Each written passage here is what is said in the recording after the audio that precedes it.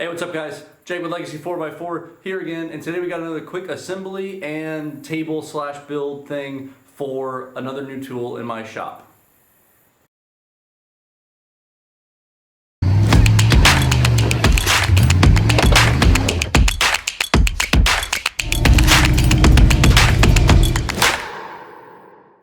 So I recently picked up a 3D printer, and as you guys just saw last week, I built an enclosure for that 3D printer using a lot of 3D printed parts, and it is now in the corner of my shop, which is great. I plan on using that for a bunch of stuff for all the different projects I have. But this, I picked up this laser engraver. It's a budget, kind of like entry-level laser engraver, a couple $100s. I wanted to add the capability to engrave different pieces of metal. Specifically what I want to be able to do is I want to be able to powder coat something and then laser engrave a logo or laser engrave anything else I want onto it. I'm doing this to add some nice touches to some of the other parts that I make, as well as to do some side projects to make some easy like plaques or like signs, things like that. Some more complex stuff. So what I plan on doing, ideally, at least for the side stuff, is I'll use the plasma cutter to create a base design of some kind, powder coat it, and then use the laser engraver to laser off the powder coat, and then to sell some kind of product like that as a side hustle, kind of like draw up some extra income type thing. But for me personally, what I plan on doing with it is to do some finishing touches on some small parts. The first project I have in mind with it, which we're going to do a little bit later, the doors for the Willies, I plan on putting a internal piece to that, and then I'm going to laser engrave the Legacy 4x4 logo onto those doors for the Willies. I can't cut that fine of detail with the plasma cutter just due to some restrictions with the way plasma works, but if I were to just cut out a simple sheet, I can then laser engrave it using this engraver, and powder coat it and have a nice clean finished product for the side of the Willies, which will add a nice touch to that truck. Anyways, with all that said, let's go ahead and get started on this. Hopefully it doesn't take too long to assemble. We're going to assemble it real quick, and then we're going to build a table for it to go next to my other tool chest and next to the plasma cutter, kind of on that back wall of the shop there. But anyways, let's go ahead and get started.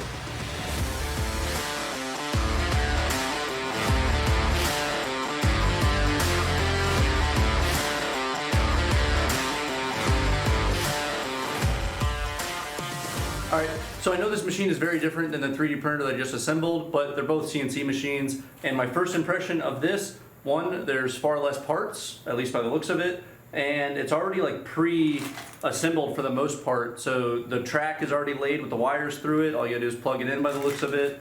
It looks like there's just a few bolts to put together. Nothing too crazy, not like the 3D printer, which was 100% individual parts that had to be entirely assembled and all the wires ran itself. But anyways, it looks like it's pretty good put together. It was very well packaged, and so that's always a good thing to see that it comes in with all that foam and everything else to protect the parts as it's shipped. I also picked up a rotary tool for it, which is over here. That rotary tool will enable me to do things like tumblers, yetis, things like that. If you buy the rotary tool with the thing on Ortur's website, then it saves a lot of money off of buying it later on in the future. And then I also added one other upgrade, which is a easy adjust Z-axis.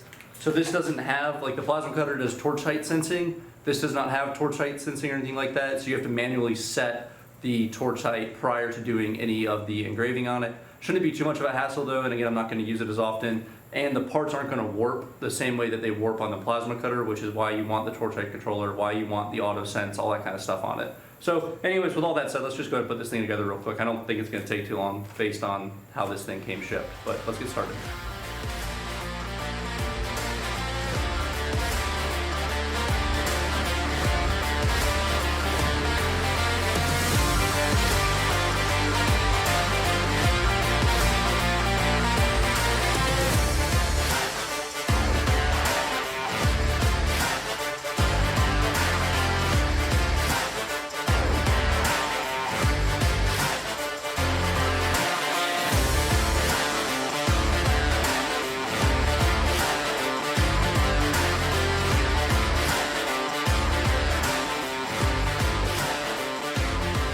Alright, so here it is, fully assembled. It goes together pretty easily. It's not as many parts as something like the 3D printer was, and so it was pretty quick to put together. It took me about an hour to do, which is really not that bad.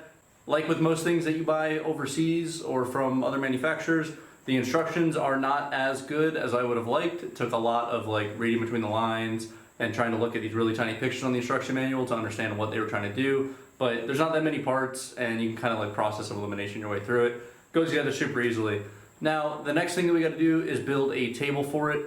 I will probably eventually build an enclosure for this to sit in that has fans and lights and all the other kind of stuff. I'm just not to the point where I'm aware enough or I'm used to enough of working with this machine to feel comfortable making an enclosure for it, because I don't really know what it needs yet. So in the meantime, what we're going to do is just build a table for it. It's going to be a simple table. It's going to go next to my other tool chest over there, and that's what this is going to sit on top of. It's going to be about 2 feet by 2 feet square, because that's about what the size of this thing is. I'm going to use some scrap metal to do it. I have the cart wheel thing that I use to get the drivetrain for the Willys into the garage, and that's just been sitting outside for months. I don't plan on having to use something like that again anytime soon, so I'm just going to cut that off. It's made out of 2x2 steel. I'm going to cut those pieces out and then use that to make the table, and I've got an extra set of casters sitting on the welding table right now that I'm going to use to put it on wheels and put it in the corner of the shop. With that said, I'm going to clean this up and give us some space to work, and then we're going to start laying out for this table.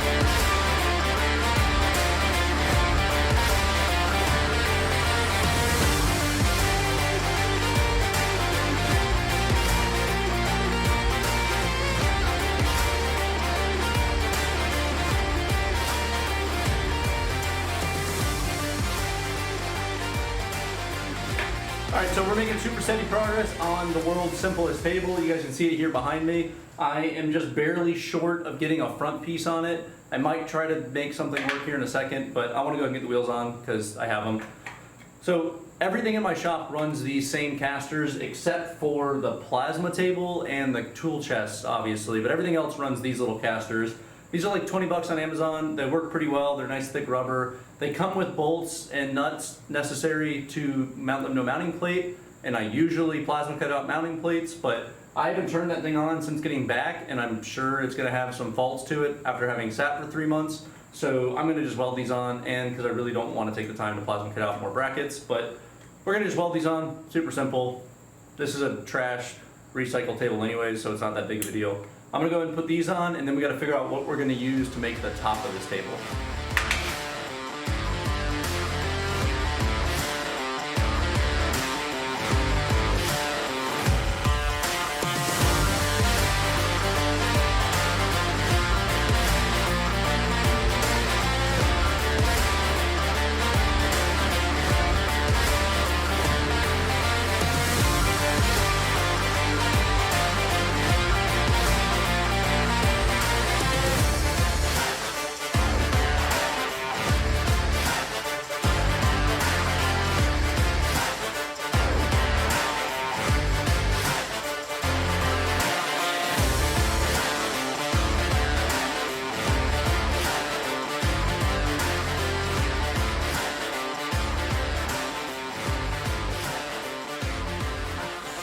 Alright, so there it is.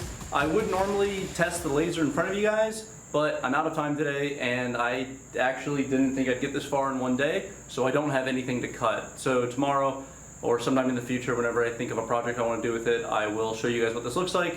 That'll come later on, maybe in a different video, or you'll just see it being used to make stuff for the Willys. But the laser's fully assembled, it works. I just did a little function test of it. It is connected to the computer, but it does not have like a jog command or anything like that, so I can't just jog it around. I gotta play with it and learn how to use it before I'm comfortable turning it on and using it to do anything. And like I said, that'll come in a future video. But you guys can see the table here that I made for it. Super simple. It's a 23 inch by 23 inch square tabletop. I used 14 gauge steel on the top of it, and then it's a 29 inch legs with the little casters on it. It sets it almost level with the Craftsman toolbox back here, but it was made entirely out of scrap, so it is what it is. I'm not that worried about it. And I just covered it with a quick coat of paint to prevent some of that rust that's already formed and some of that steel from getting any worse, hopefully. At the end of the day, it was a trash table made out of scrap material I had lying around, and I'm not that worried about what it looks like. I ended up using like 4 different types of paint, and I killed a couple like half full cans painting the thing, but that's okay, getting rid of some of the extra stuff that I have laying around. But that's it. It looks good. I am excited for future stuff to be involved with this laser cutter, particularly some stuff for the Willies, and obviously my wife wants some things made, but that's kind of what you get when you have things like this. Anyways guys, I hope you liked that video. Make sure to like, share, and subscribe, and I'll catch you on the next one.